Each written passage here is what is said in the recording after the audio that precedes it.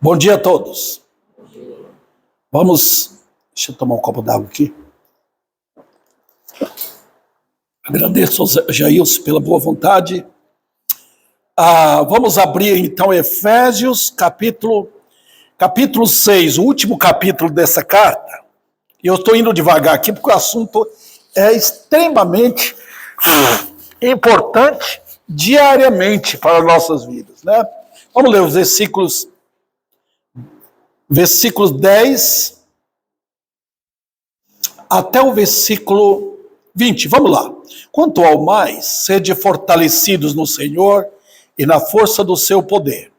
Revesti-vos de toda a armadura de Deus, para poderdes ficar firmes contra as ciladas do diabo.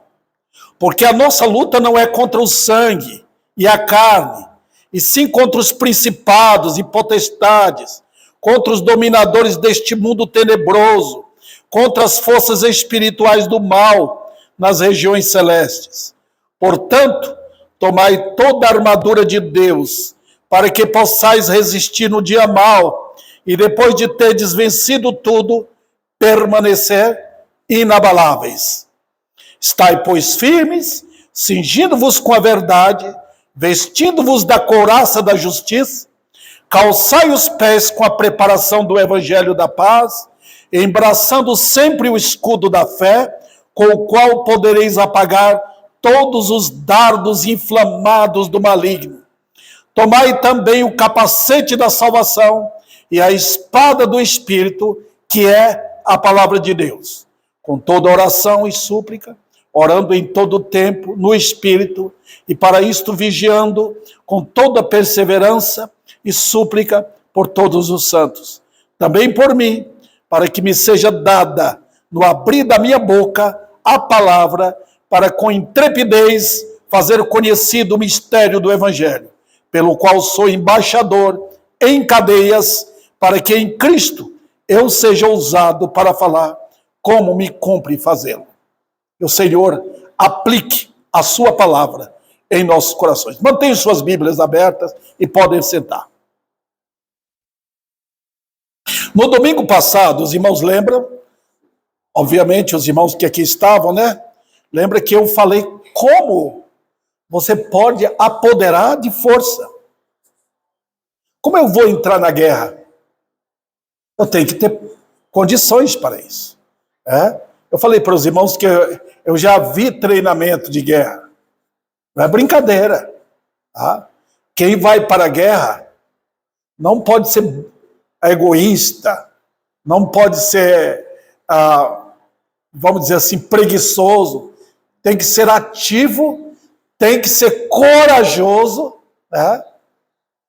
Na guerra do Senhor, na guerra contra inimigos invisíveis. Como é que você deve fazer? Nós vimos o versículo 10. Dá uma olhada, só para lembrar um pouquinho, né? Uma tiradazinha. Quanto ao mais, sede fortalecidos no Senhor e na força do seu poder. A guerra espiritual é a única em que eu encontro força no comandante. Está vendo? Eu tenho, sempre que eu abro o YouTube, tá ali alguns tubes, né? Sobre a Segunda Guerra. Como a Alemanha se submeteu ao jugo de Hitler, um ditador. E quando estava já no final da guerra, que ele viu que ele ia perder, que a Alemanha ia ser derrotada pelas nações coadjuvantes, né? Ele engajou até adolescente, irmãos. Você vê as fileiras todas de meninos assim de 15 anos, 16 anos, sem saber o que é guerra. Que coisa! Olha, irmãos, o que Hitler pôde fazer? Ele destruiu a nação. Ele acabou com a nação. Está vendo? Eu só lembro também, os irmãos, sobre Davi, aquele grande rei, o primeiro rei de Israel mandado por Deus, tá? Enviado diretamente de Deus. Davi era um homem, um grande general, um grande e vitorioso líder das guerras. Mas ele foi ficando velho. E eu me lembro quando ele estava com sede e 3 homens do exército dele foram e pegaram água, entraram no meio dos inimigos, foram pegar água para ele beber lá na fonte de Belém, uma cisterna. Davi nasceu em Belém, ele bebia daquela água quando era pequeno. Note, ele estava velho. Então, nenhum líder, nenhum coronel, nenhum capitão oferece poder para os seus soldados. Ele orienta, ele manda o treinamento, ele tem gente para orientar. Na guerra do Senhor, eu só encontro força em Cristo. Está vendo o versículo 10? Quanto ao mais, sede fortalecidos no Senhor e na força do seu poder. Em 2 coisas. Sede fortalecidos no Senhor. E eu falei para os irmãos, vocês forem negligentes na Bíblia, vocês são derrotados. Derrotados. Eu mandei até uma frase hoje para os meus, aqueles que gostam de ouvir, de ler minhas frases no Facebook. Afaste um pouquinho da Bíblia. Pegue uma gotinha de mentira e Satanás entra. Afaste da Bíblia. Não tenha a Bíblia no seu lar. Não tenha a Bíblia em sua vida. E Satanás apodera de você. Não adianta você dizer, eu sou crente, e eu tenho uma Bíblia em casa, e está ali fechada, você não dá valor àquilo, você não lê, então Satanás entra. Mas vamos ver a tática dele aqui. Volte para as Escrituras, querido. Por quê? Porque quanto mais eu me debruço nas Escrituras, queridos, quanto mais eu entro ali, eu conheço meu Senhor, eu me fortaleço. Olha aquele salmo que os irmãos, as irmãs, né, conhecem, muitos irmãos. Guardo a tua palavra no meu coração. Qual o objetivo? Para não pecar contra ti. Então faça o contrário, não guarda e você vai pecar. Está vendo? Então o segredo é esse. Uma vida íntima com o Senhor. Tá? Uma vida andando com Ele. Querido irmão, se você é um crente, acredito que sim, ande com seu Deus. Você lembra quando você era católico? Você andava com Maria? Um pensamento diabólico nisso. Você tem um seu Deus que não te deixa. Ele é o Deus de cada crente. Ele faz daquele crente simples, aquele irmãozinho que ninguém dá nada para ele, mas ele faz dele um homem de Deus. Pronto. Às vezes tem aquele crente que parece que vamos dizer assim, é um motor na igreja, mas não tem valor nenhum, que é derrotado. Mas aquele crente simples, que ama Deus, ama a palavra, vive da palavra, é vitorioso. Então apodere, você vai encontrar isso na Bíblia. Você vai encontrar força na Bíblia. Satanás nunca vence um crente bíblico. Nunca. Então, os homens que temos aqui, tem eu, tem o Gessé, tem o Maico, tem o Jailson, tem o irmão Francisco, tem o Emerson, que sejamos casados, tá? Sejamos homens da palavra. Na nossa vida e no nosso lar. Inclusive, as mulheres, não falo as mulheres que estão sozinhas, né?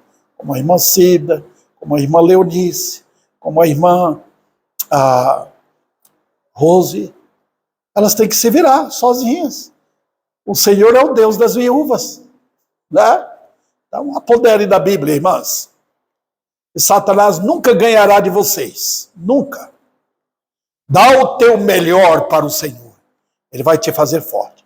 Um outro detalhe que eu quero engajar aqui, irmãos, é o seguinte: não tem vida fácil na vida cristã. Não tem. Ou nós alistamos-nos para a guerra, ou nós somos derrotados. Não tem meio termo.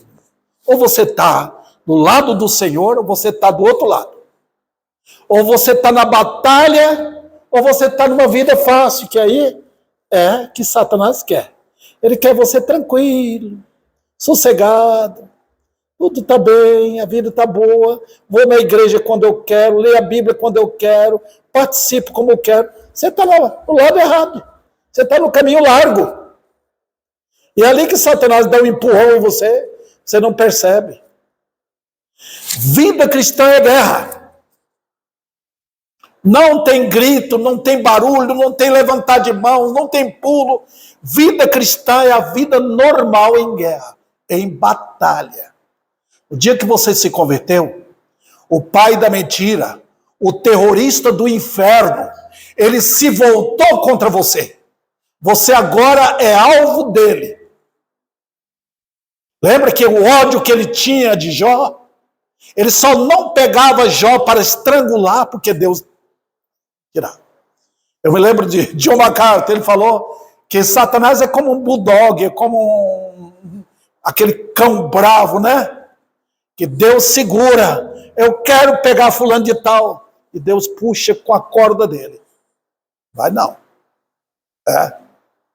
Então, queridos irmãos, é assim. E agora? Nós vamos para conhecer, irmãos, nossos inimigos. Vamos lá? A partir do versículo 12. Porque a nossa luta não é contra o sangue e a carne. É a primeira lição que eu tenho aqui para vocês. Primeiro, Paulo dá o ensinamento negativo, para que nós não caiamos nesta. Primeiro, não temos que lutar contra a carne e o sangue. É a primeiríssima lição. Por quê? Porque ao invés de lutar contra o diabo, nós lutamos contra as pessoas. E eu quero aqui considerar, primeiramente, que todos os seres humanos que encontram na face da terra, aqui no Brasil, no seu bairro, na sua rua, no seu país, nos países vizinhos, na Ásia, na Europa, na África, na América, todo lugar, eles são nossos irmãos. Não estou falando que eles são nossos irmãos em Cristo, eles são nossos irmãos em Adão. Está vendo? Então você não tem que lutar contra eles, não. Certo? Isso aqui é importante, irmãos. Se você luta contra alguém que está perto de você, você tem um problema sério que o mundo tem. Você tem aqueles armamentos lá dentro. Eu não sei se eu estava conversando com minha esposa, que a guerra começa conosco. Toda guerra. A guerra começa sempre com o indivíduo. Se eu discuto com minha esposa, egoisticamente, eu estou em guerra com ela. Para brigar tem que ter duas pessoas, irmãos. Tá vendo? Então guerra começa assim. É uma desavença lá dentro por causa da carne. Por isso que a Bíblia diz: longe de vós toda amargura, todo ódio, toda ira, toda vingança. Porque essas coisas, elas são instrumentos de guerra. Se eu brigo com alguém mais próximo do que eu vou brigar com todo mundo. Tá vendo? E aí que trava as batalhas no mundo. O egoísmo do homem. Tá? Começa assim. Então, quando você se converteu, que você fez? Vamos devagar aqui para explicar para vocês. O homem que converte, ele pega toda a arma dele e depõe. Os irmãos vão comigo. Eu prefiro devagar aqui para os irmãos saberem. Vamos para o Salmo 46. Vamos lá. Eu quero que os irmãos olhem. Você, por favor, não perca Efésios, porque você vai ter que voltar. Tá bom? Vamos lá para o Salmo 46. Eu espero que os irmãos estejam lendo a Bíblia. Este ano. 46. Os irmãos, olhem aí bem, irmãos. Veja o que Deus faz. Versículo 8. Vinde, contemplai as obras do Senhor, que assolações efetuou na terra. Ele põe fim, o termo, à guerra, até os confins do mundo. Olha o que ele faz. Ele faz 3 coisas. Ele quebra o arco, ele despedaça a lança e ele queima os carros no fogo. Sabe qual é o problema do homem? É a guerra contra Deus. Todo o problema do homem é isso. Ele não está em guerra com a esposa. Ele não está em guerra com o marido, com o vizinho, com o colega, com o dono da empresa. A guerra do homem é sempre contra Deus. E porque ele não pode ver Deus, ele ataca os semelhantes. Os irmãos perceberam? Olha o ódio de Paulo contra Jesus. Saulo de Tarso. Ele tinha tanto ódio que ele queria ver onde está esse Nazareno, que eu vou quebrar a cara dele. Como ele não podia ver, ele atacava os crentes. Irmãos, o ódio dos homens é contra Deus. Está vendo? Então, quando o homem se converte, ele pega essas 3 armas e as depõe sobre o Senhor, perante o Senhor. E o que é que Deus faz? Ele quebra o arco. Sabe por que serve o arco? É a flecha. É aquela arma que atira à distância. O inimigo está o quê? 100 metros. Tchá! Ele atira a flecha. Os homens fazem isso. Ele fica de longe, xingando Deus. Eu não vou na igreja, não. Olha aquele crente. Ele tenta atacar de longe. Fica atirando palavras, jogando, fuzilando o ódio deles contra Deus. Vem a lança, tá vendo? A lança é a arma de perto. E que ele começa a atacar. Tá? Não me chame para a igreja. Não quero. Eu vou para aquele lugar. Ele fica atacando direto. E os carros? Tá vendo aí? Naquele tempo os irmãos sabiam o que era o carro. Era carroça, né? Puxado por cavalo e tal e tal. É a arma de fuga. Os irmãos já perceberam? Convida alguém para ir na igreja hoje. Convida e fala, vamos no culto. Vamos ouvir a palavra de Deus. Ele vai pegar o carro dele e vai fugir. Eu tenho um compromisso. Eu tenho que ir naquele lugar, eu tenho que ir naquele lugar. Ele sempre está fugindo. Deus pega as armas do inimigo. Quebra, queima. Os irmãos perceberam então o que acontece? Quando a pessoa se converte, ele entrega. Aqui. É aquele hino que nós cantamos, bem longe de Deus eu andava, um pobre perdido fui eu. Escute, é isso aí. Você para de brigar. A primeira guerra que você para de travar é contra Deus. E se você ainda briga com os outros, Deus é poderoso pegar o cinto dele. Já fez isso com seu filho? 2 estão brigando dentro de casa. O pai pega uma vara boa e vai nos lombos dele. Para de brigar. Vocês têm que amar e respeitar um ao outro. Assim? Nós não temos que lutar contra as pessoas, irmãos. Tá? Nós temos que amar as pessoas. Mais próximo de nós são aqueles que devemos amar. Por isso que a Bíblia diz: amarás o teu próximo, porque ele está perto. Ele pode ser tocado ali. Está vendo?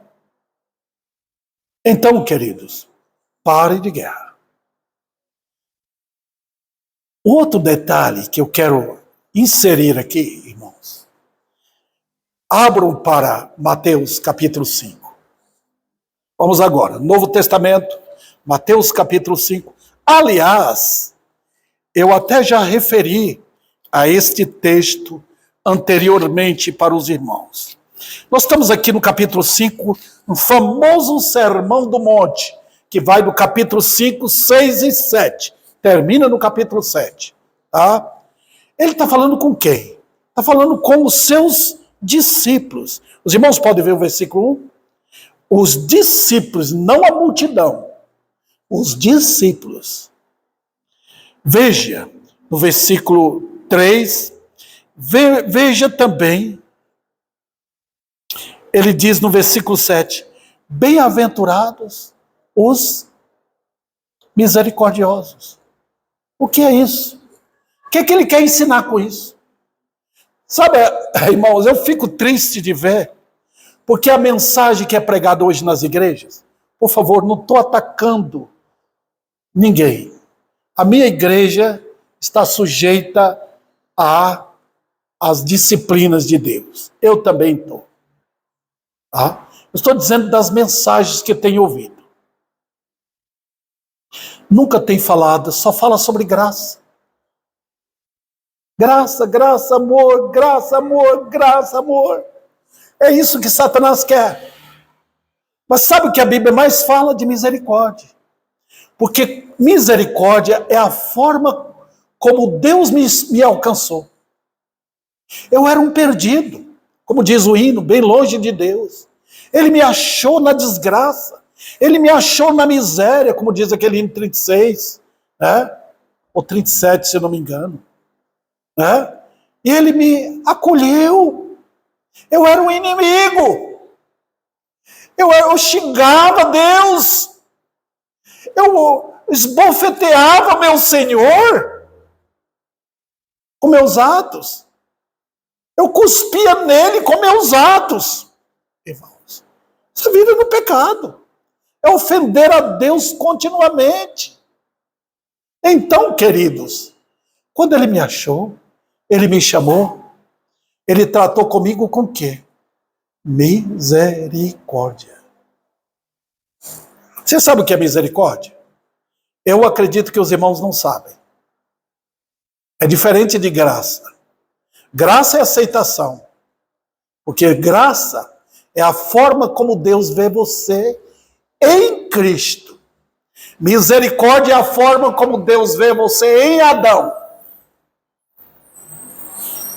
Misericórdia é Deus vê você perdido. Graça é Deus vendo você salvo. Irmãos, entenderam aqui? Misericórdia é Deus abraçando você na sujeira sua, na minha sujeira. Então, quando eu fui alcançado, eu me tornei o quê? O quê? Olha o versículo. O que é que diz? Bem-aventurado, versículo 7. Os misericordiosos.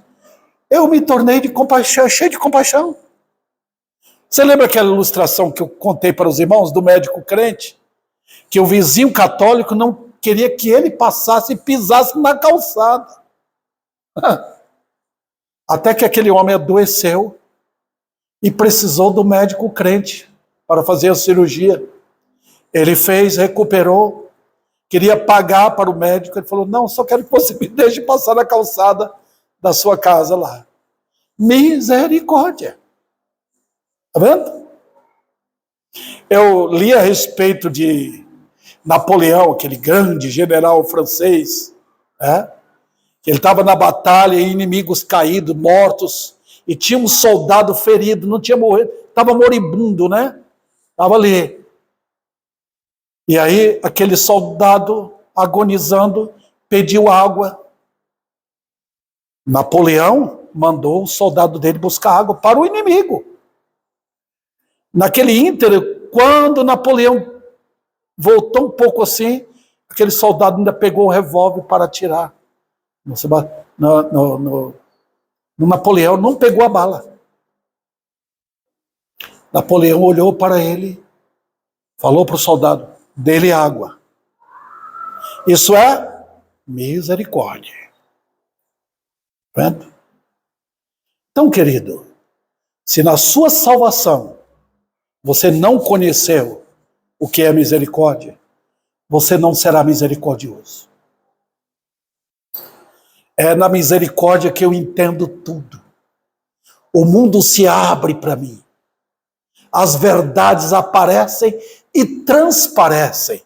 Brilha a verdade. Que eu era um malandro, um perverso, um herdeiro do inferno. E agora eu vou para o céu? Que negócio é esse? Então eu quero que meus amigos, meus parentes, longe e perto, sejam salvos também. E foi assim, irmãos. Sabe como é que Deus mostra os misericordiosos? É numa perseguição. Foi nas perseguições comunistas. E deve estar acontecendo agora na Rússia. Na Rússia não, na China, na Coreia do Norte, provavelmente aqui na Venezuela. Muitos crentes presos. E eles mostram o quê? Misericórdia. Eles não retaliam, eles não batem, eles tratam com misericórdia.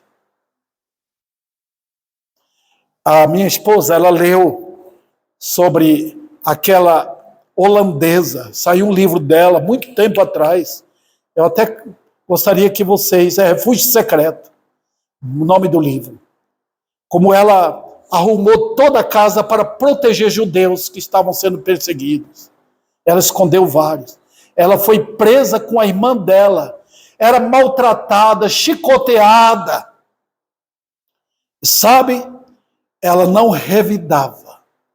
Ela estava esperando que aqueles soldados nazistas fossem... Ela sabia que eles seriam presos. E ela queria depois tratá-los bem. Ah. Por isso que a Bíblia diz, se teu inimigo tiver fome, dá-lhe de comer. Se tiver sede, dá-lhe de beber. Inimigos. Vendo? Então, retaliação não faz parte da nossa vida. Bom, então, assim, queridos irmãos, nós abrimos o espaço aqui para mostrar quem são nossos inimigos. Tá bom? A primeira lição aqui. Vamos lá. Observa o versículo, voltemos agora, eu estou aqui ainda. Vamos para Efésios. Porque a nossa luta, versículo 12, não é contra o sangue e a carne, e sim contra... Agora, saiamos do negativo para o positivo. Está vendo? Toda vez que você luta contra o marido, contra a esposa, contra os filhos, contra os pais, você não está na guerra do Senhor. Você está na guerra ao lado do diabo. Certo? Agora vamos conhecer nossos inimigos? Vamos lá. A primeira lição aqui é que Satanás é o nosso real inimigo. Vocês vão ver que tem 3 grupos aqui. Os irmãos perceberam? Tem 3 grupos na formação tática do diabo para a guerra. Veja, versículo 12. Contra principados e potestades, contra dominadores deste mundo tenebroso, contra forças espirituais do mal. Então tem 3. Os irmãos perceberão que esses 3 grupos, eles estão bem organizados.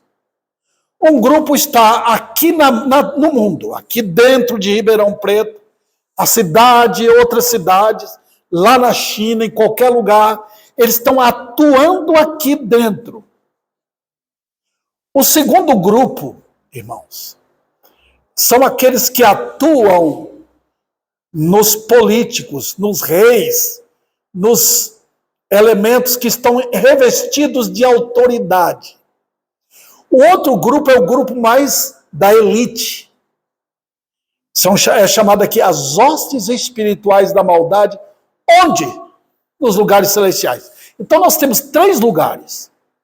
Hostes celestiais, nos lugares celestiais, principados e potestades, e o grupo aqui mais embaixo, aqui na terra. Os irmãos perceberam? 3 grupos. Quem está na liderança disso?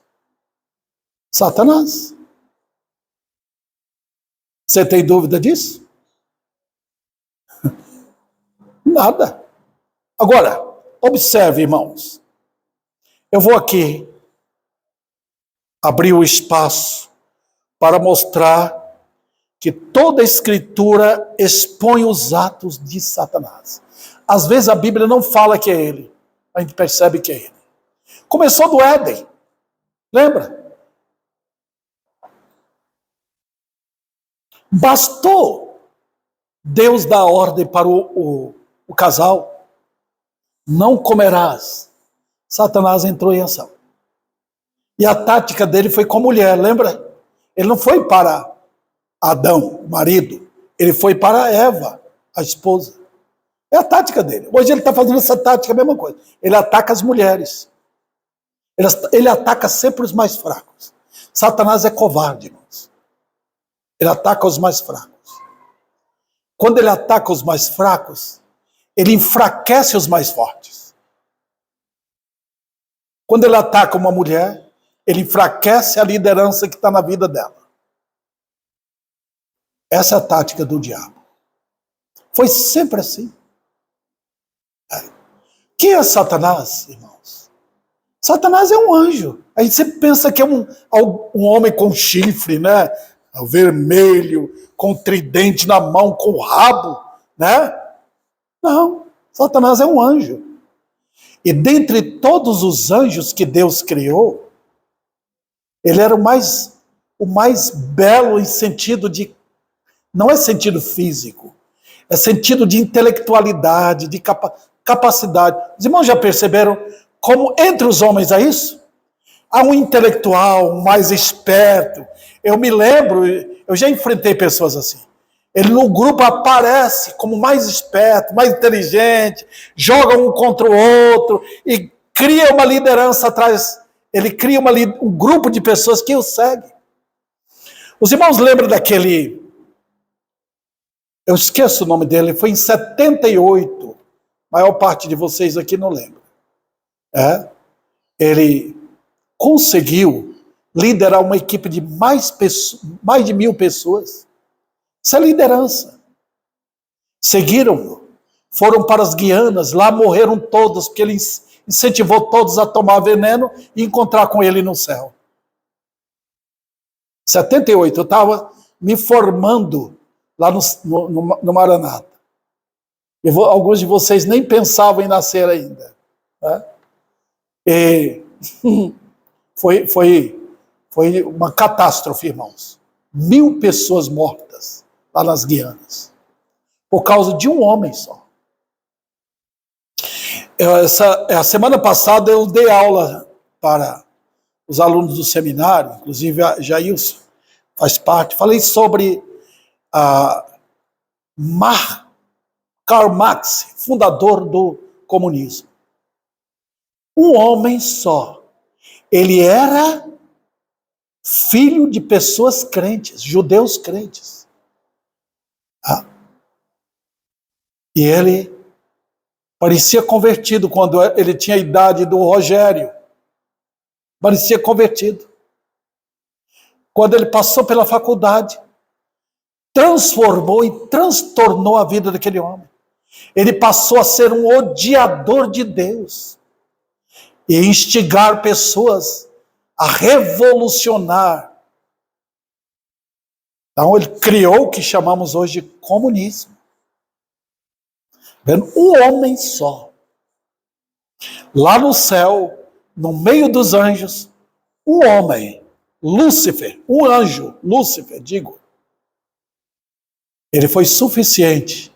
O nome dele era Lúcifer. Sabe o que significa? Portador de luz, alguém que carrega luz.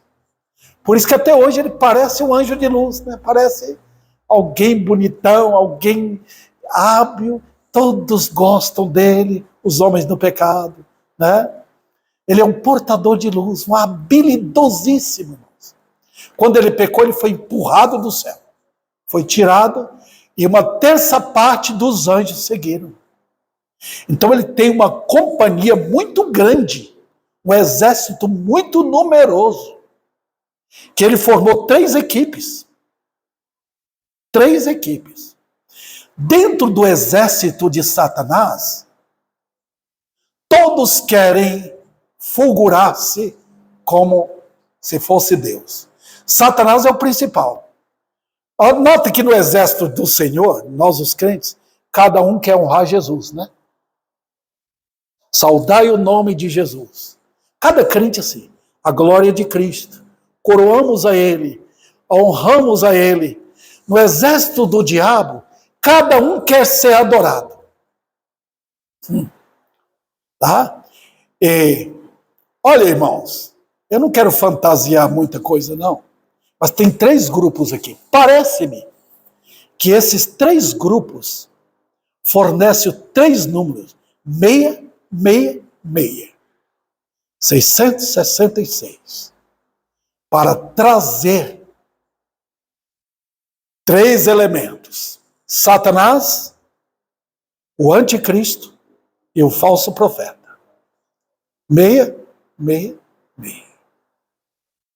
Está vendo? Agora, irmãos, Satanás é um imitador de Deus. Deus aparece em 3 pessoas. Nós sabemos disso. Nós sabemos que tem um Deus que se manifesta em 3. Satanás também quer imitar. 666.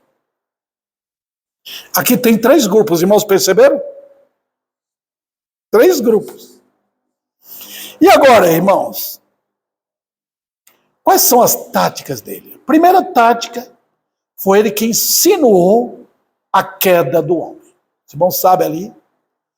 Mas notem que quando Deus vai, ele começa atacando quem? Ao diabo? Não. Ele foi o último a ser encarado por Deus. Ele vai com o homem, com a mulher e com o diabo. Tá? E agora, irmãos? Ele aparece como serpente em Gênesis. Quando chega em Apocalipse, ele aparece como dragão. Os irmãos perceberam como ele desenvolve? Ele, em Gênesis, é uma serpente. Em Apocalipse, um dragão. Vendo? Agora, toda a Escritura mostra a tática que ele tem para destruir o povo de Deus. Eu não vou tratar de detalhes por detalhes por causa do nosso tempo aqui, irmãos. Deus nos ensina em toda a Bíblia como conhecer Satanás e sua tática. Então, quando você vai para as Escrituras, eu tenho incentivado os irmãos, leiam a Bíblia, leia, porque você vai conhecer quem é Satanás. Por isso que ele odeia a Bíblia, por isso que ele está usando as forças socialistas, comunistas do mundo, para acabar com a Bíblia, tirar a Bíblia. Satanás tem medo disso. Ele tem medo do livro de Deus, porque aqui expõe quem ele é. Uma igreja que prega a Bíblia, ele vai atacar. Um homem que anda com Deus, ele vai atacar. Então ele vai devagar. Então toda a Bíblia, irmãos, vemos como Satanás mostra as táticas dele. Como a Bíblia mostra as táticas de Satanás. Mas é só em Efésios, capítulo 6, que expõe essa organização estrategicamente bem organizada. Só que, tá? Vamos lá. Meu tempo agora, para terminar, é para explicar os 3 grupos armados. Bom, eu falei para os irmãos, vem primeiro aqui, qual grupo? Olha o versículo 12. Principados e potestades. Parece que esse grupo, parece-me, eu estou falando porque eu não tenho absoluta certeza. Principados e potestades, a meu ver, é Satanás lidando, tendo um grupo de anjos caídos, capacitados para lidar com autoridades. Aqui no Brasil, com o governo, com cada deputado, com cada vereador, cada juiz. Dependendo do caso, entra o próprio Satanás. Eu vou devagar aqui com os irmãos, mas eu quero que os irmãos, por favor, eu estou com essa fitinha aqui, eu ponho aqui para levar os irmãos para Ezequiel. Vamos comigo lá? Ezequiel 28. Ezequiel 28. Os irmãos sabem achar? Vamos lá. Abra aí os profetas maiores.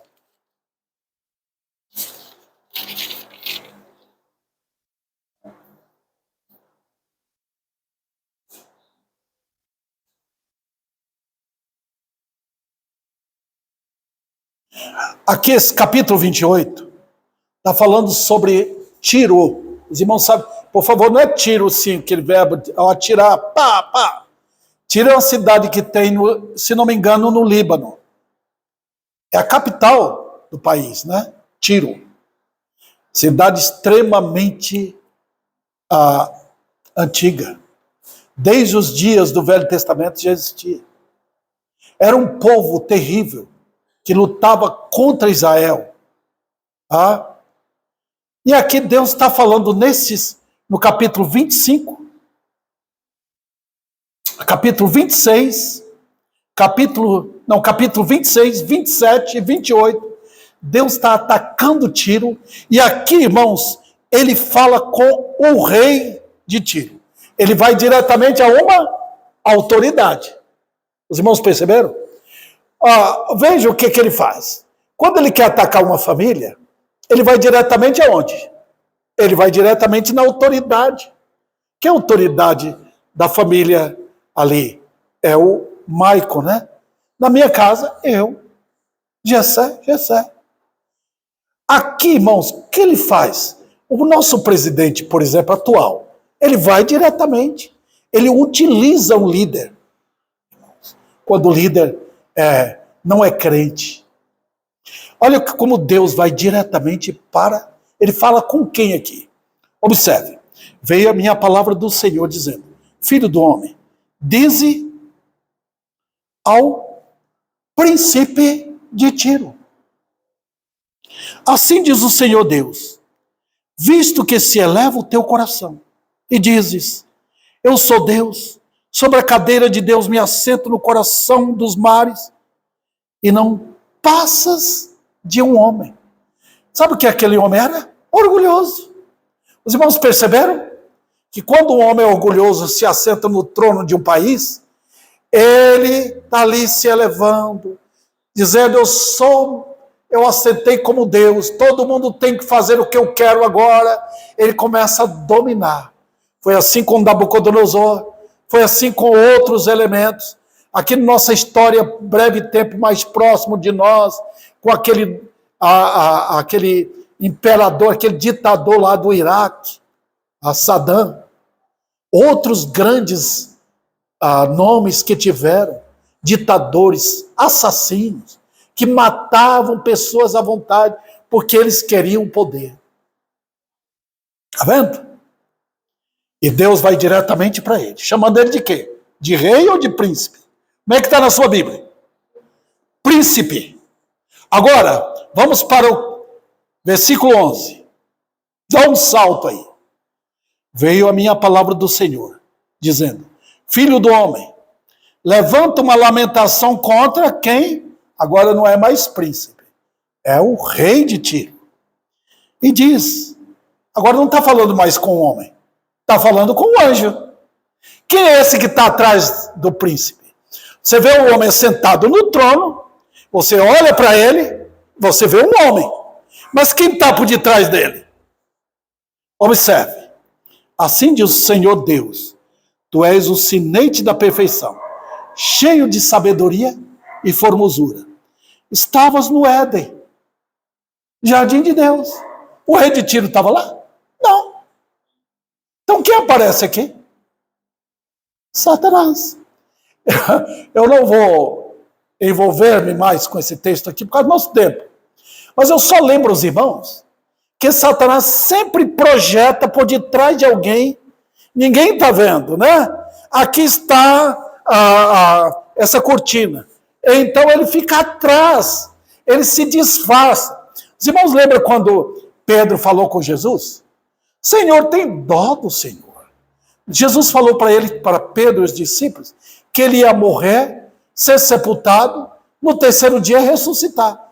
Pedro era daquele humanista, né? Senhor, tem dó, não fala de morte. É assim que o povo fala. Para com isso, vamos viver a vida. O que é que Jesus falou para ele? Afasta-te de mim, Satanás. Chamou Pedro de Satanás, porque estava atrás de Pedro, usando a boca de Pedro, quem era? O diabo. Os irmãos percebem? Agora, irmãos, Satanás não é onipresente nem onisciente. Ele não está aqui e ao mesmo tempo está no outro lugar. Não. Ele tem velocidade, os anjos têm. Os anjos não precisam de carro, de foguete, de avião, de nada. Os anjos, rapidamente, tá? Eles são assim, eles são velozes.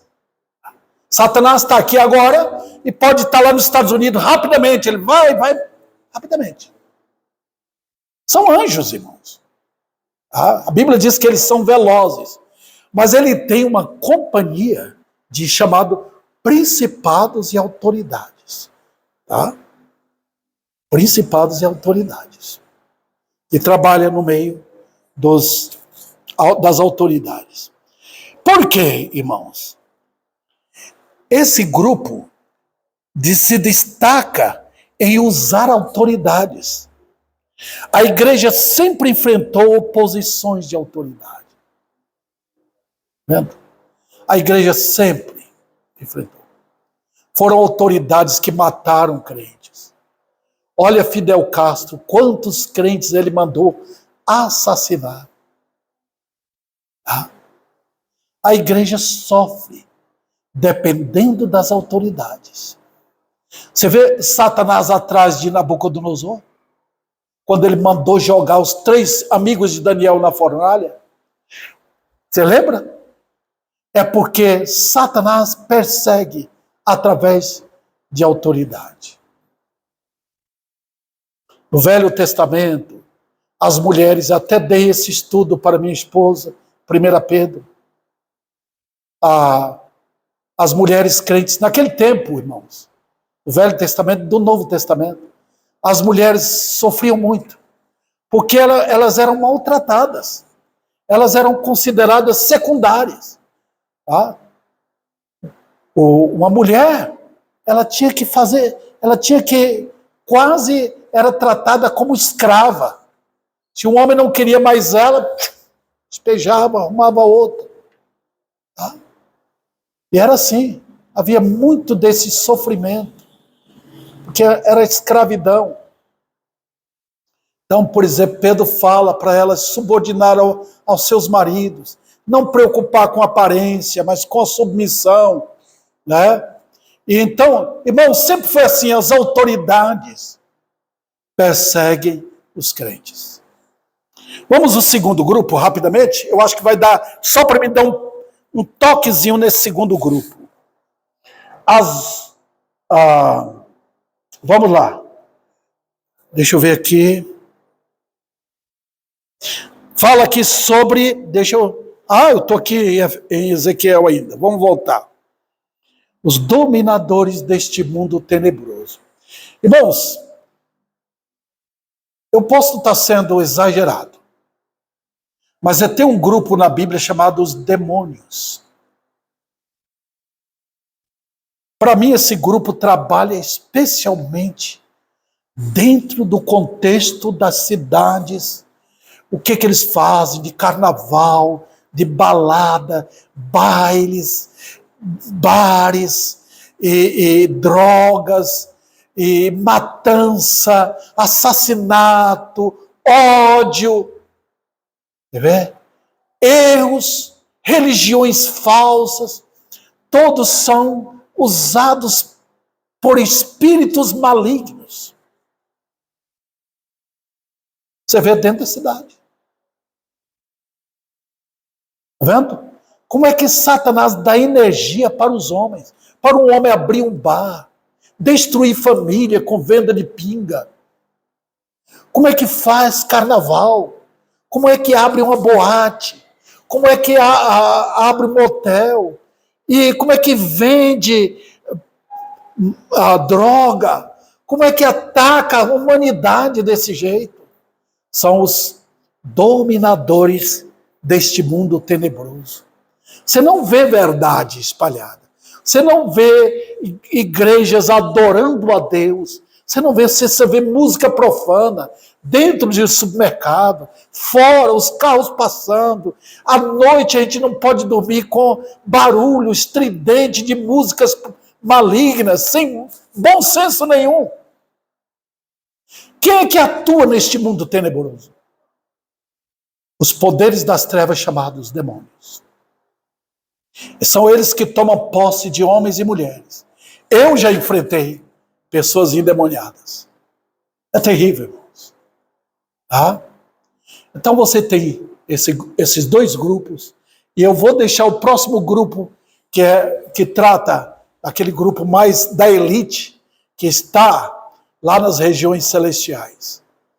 E por que estão lá? Por que eles estão lá? Agora eu quero terminar, irmãos, perguntando a você: você está preparado para a guerra? Você se envolve nessa guerra? Você ama Cristo? Você está pronto a dizer não para Satanás? Você tem aquela fé que diz sim para Deus e não para o diabo? Você tem uma fé firme, forte, corajosa, dentro da sua vida pessoal, na sua casa, na igreja, compromisso com Deus? Você tem? Você guarda a palavra de Deus no coração para não pecar contra Deus? Você ama a Bíblia?